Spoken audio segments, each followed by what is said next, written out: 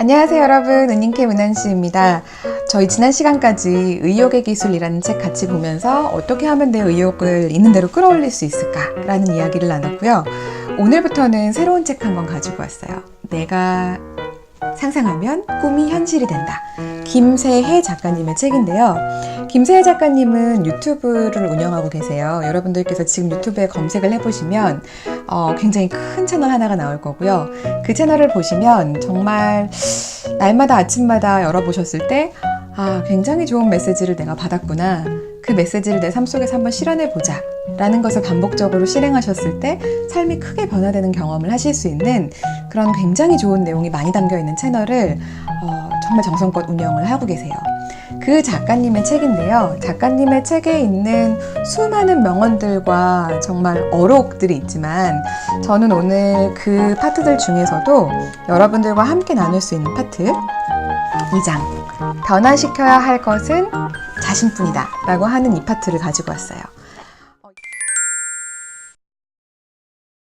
이 책은 다이어트랑 관련된 책은 아니에요. 그런데 상상하면 꿈이 현실이 된다라는 제목에 어울리게끔 우리가 예를 들어 상상을 할 때 건강한 신체를 상상하고 내가 너무너무 갖고 싶었던 어떤 몸매를 상상하고 내가 너무너무 갖고 싶었던 어떤 컨디션을 상상하고 근데 그런 것을 상상하면 그 꿈이 현실이 되는데 그렇게 하려고 하면 어떻게 해야 되느냐 그 방법이 무엇이냐에 대한 책이에요.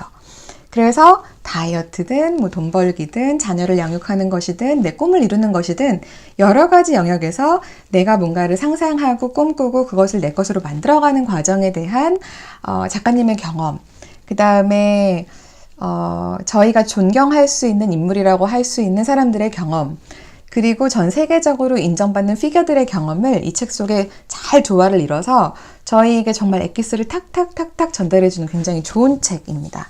전 되게 좋아하는 책이고요. 오늘은 제가 이 책의 많은 파트들 중에서도 세상에서 가장 훌륭한 아군 67페이지를 가지고 왔습니다. 67페이지부터 펼쳐지는 내용을 함께 살펴보려고 해요. 67페이지에 보면 첫 번째 인용구로 뭐가 적혀 있냐면 랜디 포시가 이야기한 생각하는 대로 살지 않으면 사는 대로 생각하게 된다라는 구절이 적혀 있어요. 저 이 구절 진짜 좋아하거든요. 그래서 이 구절을 제 5살 된 아들한테 아침마다 이야기를 해요.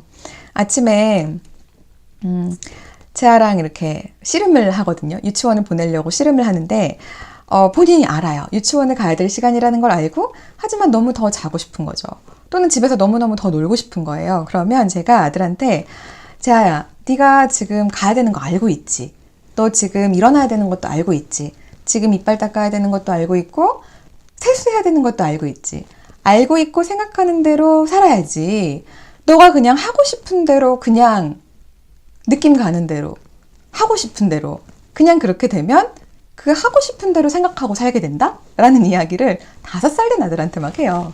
그러면 이 녀석이 굉장히 엄마가 지금 무슨 소리를 하는 거지? 하는 표정으로 저를 쳐다보는데 제가 아주 어린 아들한테도 이 이야기를 반복적으로 하는 이유는 저는 정말 이 말은 명언이라고 생각해요. 왜냐하면 행복을 연구하는 수많은 연구자들의 연구 결과를 보면 우리가 행복을 느끼는 것은 다른 게 아니라 내가 현실과 이상을 세팅하고 그 갭이 줄어들 때 행복을 느낀다는 거죠. 그러니까 예를 들어서 내가 현실적으로 아침에 일찍 일어나서 아침밥을 딱 먹고 좀 움직여서 출근을 하든 학교를 가든 어딘가로 가서 활기차게 하루를 보내고 뭔가 성과를 내고 집에 오면 따뜻한 아내가 되어서 따뜻한 엄마가 되어서 따뜻한 딸이 되어서 가족들을 사랑하고 그러고 잠들고 싶은 사람인데 만약에 정반대로 산다고 생각해 볼게요. 그냥 대충 늦게 일어나고 먹는 거 대충 먹고 움직이지 않고 그러다 보니 하루가 그냥 흘러갔고 저녁이 됐더니 스스로가 좀 불만족스럽다 보니까 엄마한테도 표독스럽고 남편한테도 짜증내고 아이한테도 화를 내는 엄마가 된다. 그러면 자신의 현실과 이상의 차이가 커지잖아요. 그럼 불행해진다는 거예요. 그런데 이 현실과 이상의 간격이 좁아지면 사람은 행복을 느낀다는 거죠. 그래서 생각하는 대로 살지 않으면 사는 대로 생각하게 된다. 저는 이 구절 정말 좋아하는 구절이고요. 저희가 꼭 기억했으면 좋겠다는 생각이 들었고요. 두 번째로 좀 같이 보고 싶었던 부분은 70페이지에 나오는 부분인데요. 70페이지에 어떤 내용이 나오냐면 우리들은 모두 나라는 무한한 잠재력의 거대한 회사를 경영하는 최고 경영자로서 항상 긍정적으로 생각하려고 안간 힘을 써야 한다라는 구절이 나와요. 저는 이 구절이 너무 좋았어요. 예전에 제가 리더십에 대한 공부를 한참 할 때, 리더십에 대한 공부를 할 때 가장 먼저 해야 되는 것이 셀프 리더십이다라는 것을 묵상하면서 아, 그렇구나 라고 느낀 적이 있었어요. 그러니까 남에 대해서 일감을 주고 그 사람이 일을 어떻게 해오는지를 보고, 남에 대해서 어떤 평가를 만들고 그 사람을 평가하기 위해서 어떤 기준을 세우고, 이런 것을 하기에 앞서서 그 잣대를 스스로한테 들이댈 줄 알아야 된다는 거죠. 내가 내 스스로한테 나 오늘은 이만큼 일을 할 거야 라고 부여할 줄 알고 그거에 대한 성과를 관리하고, 내가 나 스스로에 대해서 나는 나를 어떻게 평가할 거야 라는 그 기준을 갖고 있고 그 기준에 맞춰서 살고, 그런 셀프 리더십을 발휘할 수 있는 자만이 남에게도 리더십을 발휘할 수 있다라는 구절을 언젠가 공부하고 무릎을 탁 쳤던 기억이 있어요. 그래서 전 지금도 주변 사람들과 함께 일을 해 나갈 때 남에 대한 평가를 들이대기 전에 저 스스로를 먼저 점검하려고 노력을 많이 해요. 절대평가를 해보는 거죠. 상대평가를 하는 게 아니라 내가 나 스스로 100점 맞고 싶은 사람이다 라고 가정했을 때 나는 그 100점을 어떻게 정의할 것이고 그 100점에서 나는 지금 현재 몇 점 정도 하고 있을까? 내가 지금 70점 정도를 하고 있다면 어떻게 하면 100점 가까이 갈 수 있을까? 내가 지금 90점 정도를 하고 있다면 어떻게 하면 나머지 10점을 채울 수 있을까에 대해서 내 스스로 먼저 점검하고 나를 채찍질을 한다는 거죠. 근데 그런 관점이 우리 스스로에게 필요하다라는 것을 70페이지에서 이야기하시는 거예요. 그러면서 이어진 내용은 나만 실패했다고 느꼈을 때는 누구나 실패한다라고 생각할 줄 알아야 하고, 욕을 먹을 때에는 욕을 먹어야 맷집이 좋아진다라고 생각할 줄도 알아야 하고, 어떻게 기회를 놓쳤어가 아니라 기회는 또 온다라고 생각할 줄도 알아야 되고, 만약에 실수를 했다면 이번에는 실수했지만 다음엔 더 잘할 거야 라는 생각도 할 줄 알아야 된다는 거죠.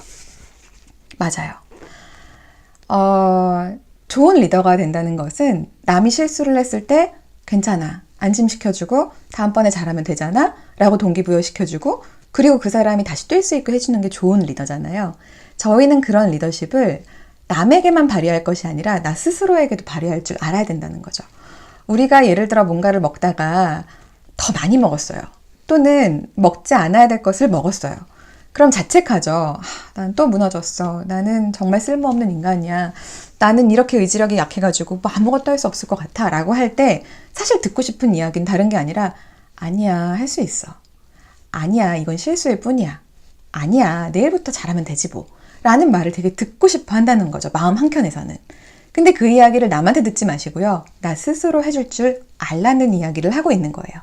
그래서 여기에서 나오는 이야기는 거울 앞에 가서 거울을 바라보면서 내 눈을 마주치면서 나를 일으켜줄 한 사람, 그 한 사람은 바로 나야 라고 말을 해주라는 거죠. 그것조차 안 될 때에는 저는 하나님께 의지를 해요. 제 스스로 은한할 수 있어, 은한할 수 있어 라고 스스로 동기부여를 하다가도 도저히 못할 것 같은 상황 속에 빠지면 그냥 하나님 앞에 납작 엎드려서 그냥 무릎을 꿇고 기도해요. 하나님, 저는 못해요. 하지만 당신 하실 수 있잖아요. 당신이 하세요. 그러니까 어떻게든 스스로 할 수 있음을 믿어주고 격려해주고 끌어주고 하는 것을 기도를 하든 내가 스스로 해내든 결국은 그 에너지를 누가 끌어내야 되느냐? 바깥에서 끌어오지 마시고 내 스스로 시동을 거시라는 거죠. 그래서 세상의 가장 큰 악우는 남편도 아니고요. 엄마도 아니고요. 아빠도 아니고요. 선생님도 아니고요. 사장님도 아니고요. 누구냐? 나 스스로라는 거죠. 스스로 동기부여하고 스스로에게 힘을 주고 스스로에게 할 수 있다라고 얘기를 해주는 사람이 반드시 내 안에 있어야 된다는 거죠. 저희가 그것을 좀 기억하는 시간을 가져갔으면 좋겠고요.